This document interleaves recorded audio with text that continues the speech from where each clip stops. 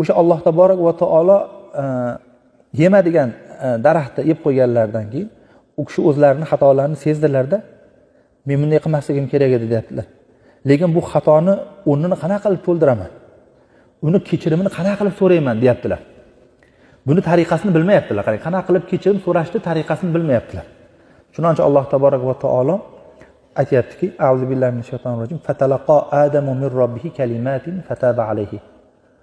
Odamga Alloh taolo bir kalimatlarni o'rgatdi deyapti. O'sha kalimani aytib tavba qiladi, keyin tavbasini Xudo qabul qildi deyapti. Mendan u kalimani o'rgandi deyapti. O'rganib o'sha duoni aytadi, keyin men duosini qabul qildim dedi.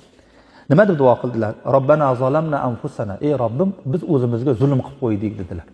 Shunaqa deb ayting dedi. Zulmni qilgan gunohni, xatoni inson tan olsa Alloh taolo yaxshi ko'rar ekan.